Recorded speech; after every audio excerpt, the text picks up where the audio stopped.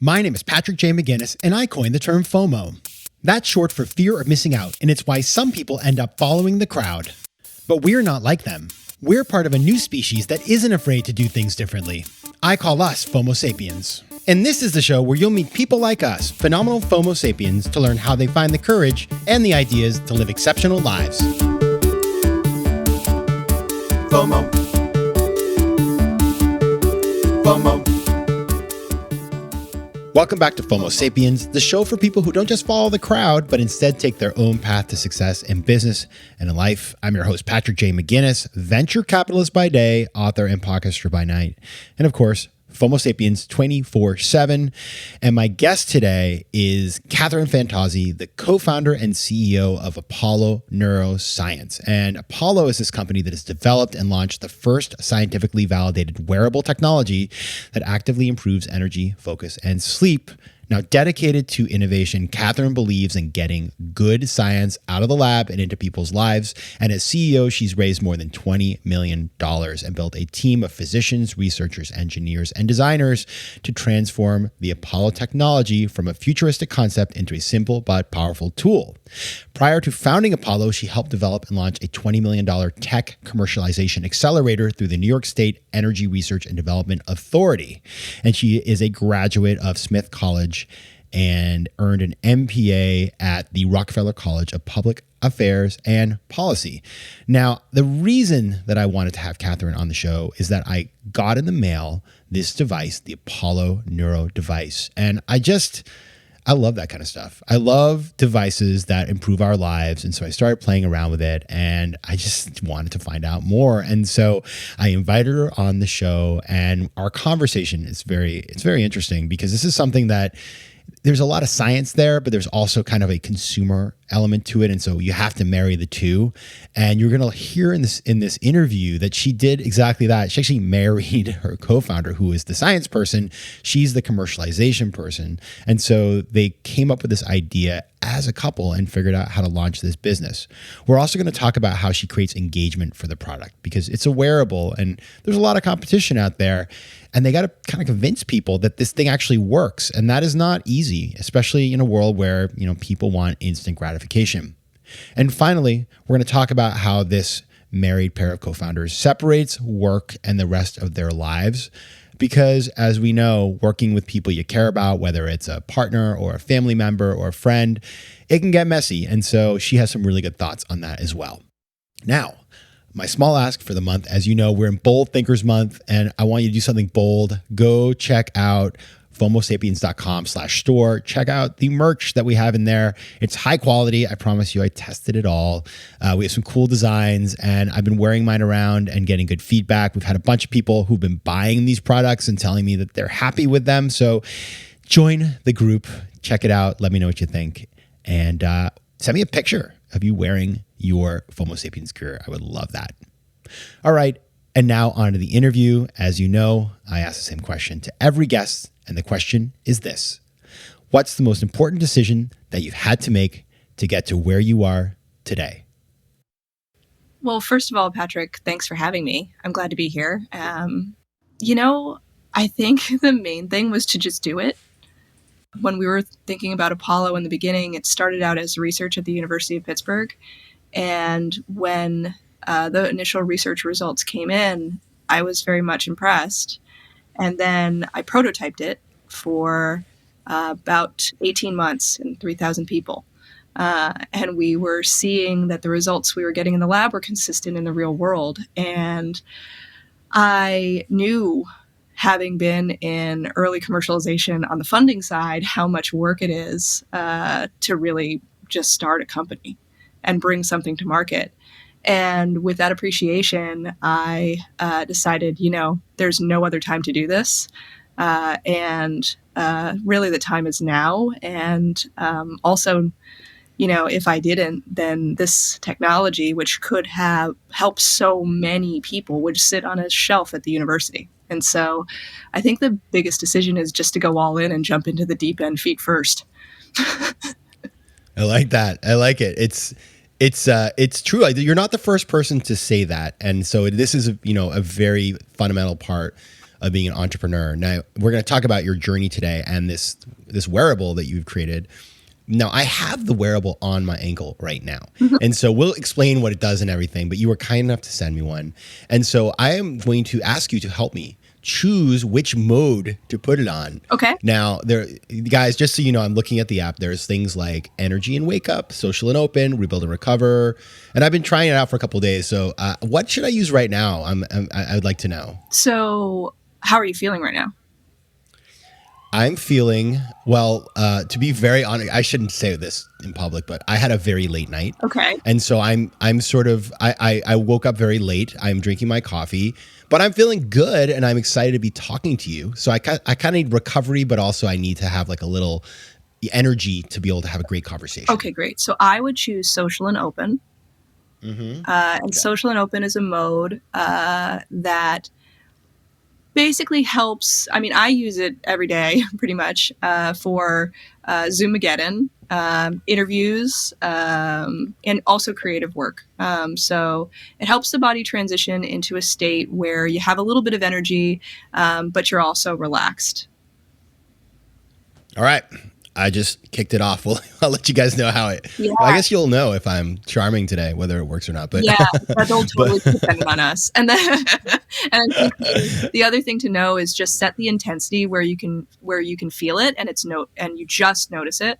But after a minute or two, it should fade into the background. If it's more intense than that, then you have it up too high. Yeah, that's been my experience so far. Okay, this is good. All right, I'm ready to go. So let's get into the questions. Now, Kathryn, I have been doing my research on you, and I got to say your story feels like it was written in the stars. It's a nice story.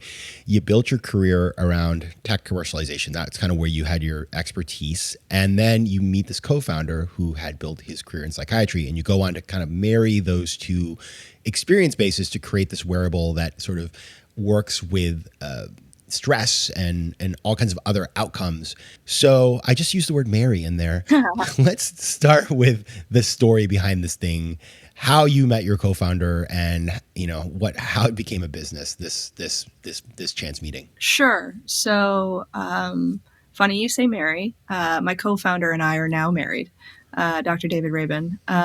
So the way this all went down is my background, as you said, is early technology commercialization. In a prior life, before Apollo, I started an early stage fund at the Energy Authority in New York. And what we did was we identified early stage tech that was coming out of labs and determined whether or not the technology had merit, and also is it the right team to get the product commercialized? And if so, we would fund them and then help them with whatever it was that they needed, whether that was marketing or demonstration sites or getting IP out of the lab or through the university. And so David and I had met and were engaged and went down to the University of Pittsburgh, where David was doing research on what would become Apollo. And about 2 years into his research, the University of Pittsburgh approached him and his lab and wanted to give them funding if they participated in these innovation competitions for early stage stuff like prototyping. And Dave came home and said, this is not an NIH grant. They're talking about pitch decks and marketing and channels, and I'm not sure what this is about, but can you come to the meeting and see if this is worth our time? And so I showed up and said, this is very interesting what you're working on. I'd be happy to help. Ask your team if they want my assistance. And if they do, I'm happy to just, pro bono help you guys. And so the rest is history. I joined the University of Pittsburgh research team basically as a free entrepreneur in residence and helped them raise about $500,000 over the course of a year for their early stage clinical trials. And they ran several at the University of Pittsburgh. And when I'm from New York and I'm very skeptical. And so when the initial double-blind randomized placebo-controlled crossover trial came back and showed that Apollo could actually help improve people's resilience to stress and change their cardiovascular metrics under stress, I was really impressed. And then we, prototyped and demonstrated that we could get consistent results in the real world. And it was at that moment that I decided that we would start the company. And David is really the clinical arm. He leads all of our clinical trials and the medical development and that side of the business on R&D. And I'm the basically the executive leadership at the company. And so, I've raised all the funding and built the team out. And, we launched to market in January of 2020. FOMO. Tell us more about the product. How would you classify exactly, where you fit into the market? Are you you're wearable, of course. Is this a medical device? And how does it actually work? Apollo actually isn't a medical device. Apollo is a wellness wearable. And we did that on purpose because Apollo uses low frequency sound waves to stimulate the nervous system. And so that sounds really complicated, but it really isn't. As with all things that really make a difference, sometimes it's a really elegant but simple solution. So what happened was that David, his background is, as you said, in psychiatry and also neuroscience. He's been studying chronic stress for 20 plus years. And he was working with patients who have PTSD and anxiety and all the things that come with that. And what he was really inspired about was that, often people come to Dave in order to try to get off of as many habit-forming medications, right? And to try to have more regulation over their own moods and their sleep, et cetera, without as many, confounding factors, because sometimes they have to deal with unwanted side effects. And, David was doing biofeedback and, meditation practices and breath work with his patients. But then, as with the rest of us, doing those practices is really valuable, but actually pretty hard to learn if you're stressed because your body is in fight or flight mode. And if you're in fight or flight mode, it makes everything harder. It's why the Haagen-Dazs and, streaming Netflix is much easier when you're stressed out than exercising. Even though exercising is better for you, is because your brain is looking for relief.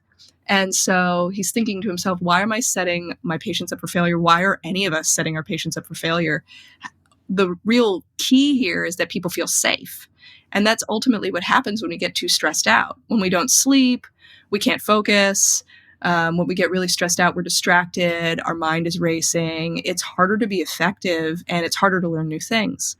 And so Dave mapped out all the sensory responses in the body that could induce safety and found that, there's lots of things, right? There's music therapy. We all know about that. We know about biofeedback. Some people may know about biofeedback, which is a way of entraining yourself to be more mindful. And we all know meditation, right? Guided meditations. People are familiar with those. And so Dave looked at all these ways to stimulate recovery in the body and realized that touch is often overlooked. And touch is also something that you can have with you wherever you are, right? You can use that when your kids are screaming in the back of the car, or you have to give a big presentation, or you have a million Zoom meetings. You can have this with you. Whereas music, really, really valuable, but you can't always be listening to music, right? You can't always have the perfect lighting around you. You can't always be meditating unless you're a monk. And so we developed Apollo as a tool that could help people recover from stress wherever they were. And we could have very easily gone down just a straight regulated path. But what I realized when we were testing this in the prototyping phase is that we had these kinds of results where we had people who had their resting heart rate come down and their heart rate variability improve and their sleep improve. We're in healthy populations. And so pretty much, anybody, which the pandemic kind of taught us, can use some benefit of recovering from stress and getting better sleep. And so we didn't want to pigeonhole the product. Yeah. So question for you, I think about this, I'm using it right now, as I said, and it kind of reminds me a little bit, and I want to get your take on this one. Okay. So I had a guest on the show, I don't know, maybe 3-4 months ago, a little longer, named Kathryn Fantauzzi, and she is the founder of Wearable, which makes weighted blankets. Okay. And I started using the blanket, and it's a game changer for me. Like, I sleep in a way that I've never slept before. And the reason why is it's like, it kind of just comforts your whole central nervous system. And you just feel when you get under that blanket, sometimes I'll be like please come and get me later on because I can't escape the blanket because I sleep so deeply. Uh-huh. But when I tried the wearable, it kind of reminded me a little bit. It's like all of a sudden I felt like kind of chilled out in a way that I wasn't a little bit before. I'm curious if what's happening with those two products has some similarities or not. Just for folks that have a weighted blanket, maybe they can better understand what your tech does. So Apollo, in terms of the sensory, a weighted blanket is soothing because the pressure and the weight help us sleep by stimulating a feeling of safety. But Apollo is a little bit different. I would liken Apollo more to breath work. There are certain ways that you can breathe to excite your nervous system, right? To get yourself focused. For instance, Marines use box breathing in order to get into a very focused state called a flow state, or, in the zone, as people would say. And then there are other breathwork techniques in order to enter a meditative state or to get yourself to sleep. And so Apollo has a kind of a spectrum where it's not just calming, but it also helps you, your nervous system, transition into an intended state. And so you had alluded to the modes in the app, right? Starting with energy and focus, and then going all the way down the list to relax and sleep. And what those modes are like songs for your body.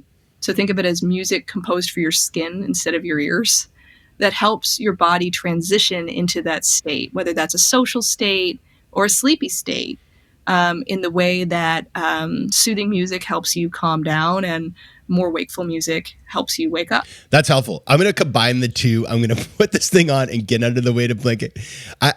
I'll see you in 3 months. Now, the thing about this is kind of interesting is, I have to think, getting people to like believe in the product. Because if you've tried breath work, for example, like the example you give, I'm like, all right, I get that. But for somebody who hasn't done those kinds of things, and you're like, okay, put this thing on, turn it on, and you're gonna see a measurable improvement in your life. I have to imagine some people look at it and they're like, I don't know, and then they don't use it. And so, because it's not like one session and suddenly you get it and you're like, wow, I'm feeling way better. This is a thing that takes some time, like anything else. Like there's no magic fixes for anything in life. So how do you get people, how do you create the habit, right? So much of, habit formation is FOMO or other things that we talk about on the show, but how do you create the habit for your user that they stick around long enough to see the benefits? So actually we have really high engagement. Our users on average are using this thing for several hours a day. And the reason for that is because Apollo is really easy. So I'll answer the question in two parts. The first one is, how do you get people to believe? And I think what distinguishes us from other technologies is that, and other things in this space, is the amount of evidence for the efficacy of the product. I mean, we've done 6 trials, the first of which was a double-blind randomized placebo-controlled crossover trial, and we have 13 ongoing trials in the moment with academic and institutional partners across the country that are all investigator-sponsored, meaning researchers and institutions go out and have funding and want to test Apollo for either their patients for certain health conditions, or to see whether or not Apollo can augment something for their user base and people. And so I think, most other things don't have that much evidence to demonstrate that Apollo is improving deep sleep on average by 19%, or improving your heart rate variability by, 11, 12% on average if you use the thing consistently. And so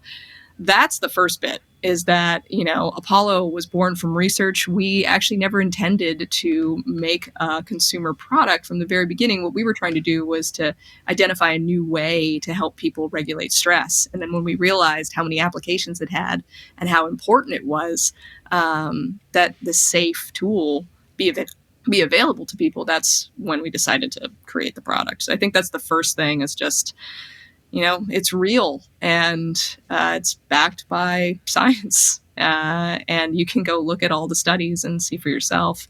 In terms of the habit forming, I think the main thing for us and the ethos behind Apollo is show, don't tell. So, the entire for me, I am fully a learning meditator, right? I am not good at it. I'm not going to pretend I'm good at it. I am very good, at cycling and tennis and skiing and that sort of thing. But sitting quietly, meditating in that particular way is not the easiest thing for me. And so I really relate to a lot of people who have aspirations of doing all these wellness things, but then ultimately it's pretty challenging. And so Apollo helps create that state in the body for you to become aware of it without you having to do anything. And so it's actually fairly simple for someone to integrate it into their life because all they have to do is put it on and select their goal in the app, and it just turns on and helps them. And there are people who track and see the evidence by tracking their progress over time in terms of their biometrics. And there's other people who just see that they're sleeping better and that they have better emotion regulation, right? Like they are more in control of their responses to other people. Because like we all know that feeling when you're too tired and you get caught off in traffic and you're really likely to just kind of react to somebody. And when you've slept well and you're coming back from, a day at the park, you're way less likely to be reactive. And when your body is in this more balanced and calm state, you have a lot more control over what you pay attention to, what you focus on, how you respond to others. And that's really empowering for a lot of people and keeps them coming back. FOMO. On this show, we talk about meditation because I'm like you. I tried forever, and I finally started about 3.5 years ago meditating every day. And I always say when people say like, "Okay, what did you get out of it?" It's like my ability to freak out has declined by 95%. Mm-hmm. And so I can see now with the use case that you're kind of giving us, it's for if you can have regulated emotions, just like everything in life is a little easier or a lot easier if you can live life that way. So that's a powerful tool that you can give people. And I do kind of get your point. And I'm wearing it right now. Like I don't even notice it, right? So it's kind of like set it and forget it. And so, for folks who are curious, it could be an interesting thing to experiment with. Now, I do want to talk about building this business because one of the things, and I'm sure you get asked this all the time, but I do think it's an interesting point is, many of us, we dream of starting a business with our partner or with a family member. And we had a discussion recently. I'm on the investment committee of a VC fund, and we had a management team that was a husband and a wife. And we were like, it was a thing we talked about. Is there risk here or is there a benefit here? And we hadn't encountered that before because it's a newer fund, but I started asking around at other VC funds, do you have many companies in your portfolio where you have a married couple that's running the business? And in fact, it's pretty common, and which surprised me. So I was curious, as you're building this business, number one, let's just start with how do you create a healthy environment, for those of us who maybe want to do this, where, you have a separation between the business you're building, but also, the rest of your life? Dave and I have a pretty firm routine. So around, dinner time, work stops. It just is over. And so we don't talk about it anymore. And we're also pretty good where if the other person says, hey, I totally hear you about that. Can we make a note? Because I just need to wind down right now. Like I can't talk about that right now, but I can talk to you about it tomorrow morning. And we're both really good about that. The other thing that we do to really establish balance is that we're really clear with each other's calendars, which honestly was the best when we first got it started and creating a rhythm, right? Because Dave always knew what I was working on and I always knew what he was working on. And so we don't really run into each other that much. You know what I mean? We don't step on each other's toes. And it's actually been an amazing attribute because what I want in a co-founder, what I want in a partner, is somebody who can watch my blind spots and can help push things forward with me, but also cover my back when I'm have to go pay attention to another thing. Because we all know in a startup, sometimes there's a fire drill, right? And you got to go take care of it, and somebody else needs to watch the stove, right, so to speak. And Dave and I are very good at handing off that way. And so, in the very beginning, when we first launched, that we did run into people who were very concerned that we were married. And, honestly, I think it's one of our greatest assets because we're totally unified, right? The business is part of our life, but the other part is, it's a privilege, right? Working on this is fun. It's not always fun. There are hard days, but I enjoy the people I work with. I am very grounded and excited by what we do and what we're delivering to the world. And we love building stuff together, right? This isn't our first go round, and we like building, we like creating, and we have really complementary skill sets. And I just, this is the most fun I've ever had at work, is working with Dave.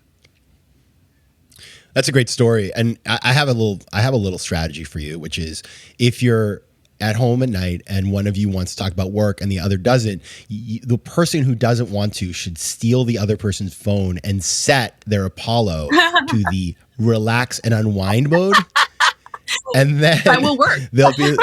That would totally work. I mean, I just, because I was thinking you have these devices on, you're living your business, so that there you just implement that.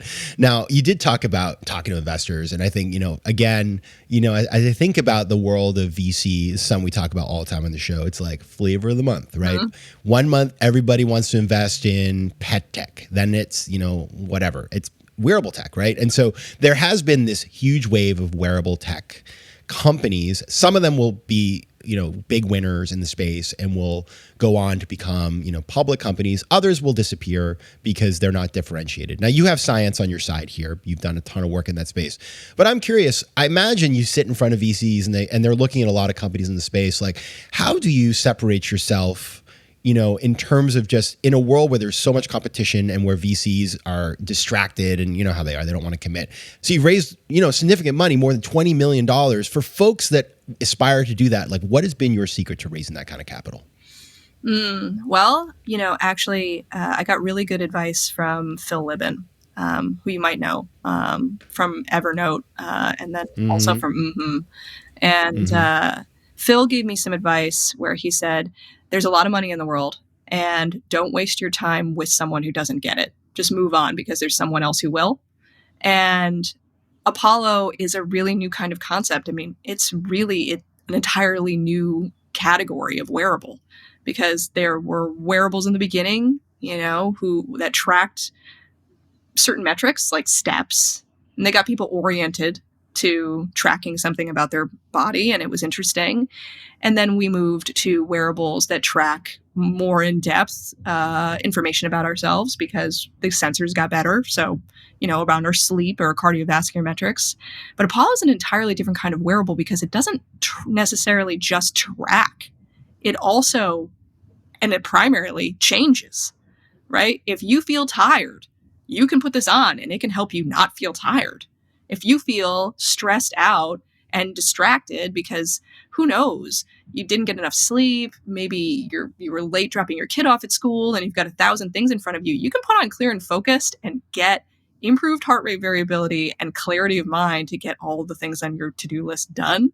And if you can't sleep, Apollo can help regulate parasympathetic tone. It can help basically work as a meditation to help you unwind without you having to do anything. And that's an entirely new paradigm. And so the investors who are behind us are excited about the clinical applications about what we're doing. And they're also really excited about the ability to, through our sense of touch, which is a totally new medium, through our sense of touch, use a technology that can help us be more human. I look at Apollo as a technology that helps to undo a lot of what technology has done to us. And that's, our guidepost, right? Is really helping people take control over how they feel, what they choose to pay attention to, and to help them get better sleep, because we're all a lot better, honestly, when you can feel calm and have that moment of pause and feel restored, people can be themselves, whether that's, a great parent or an innovator or a creator, whatever it is. If you feel balanced and you feel like you're in control over how you respond to things, you're in charge of your own destiny. And, our investors have really been behind that. It's a whole new different way to think about what we do. It's about creating internal environments for people, not just tracking their metrics. All right. The company is Apollo Neuro. You can find out more at apolloneuro.com, on Instagram at Apollo Neuro, on Twitter at Apollo_Neuro, and on Facebook at Apollo Neuroscience. Kathryn Fantauzzi, thanks so much for being here. Thank you so much for having me.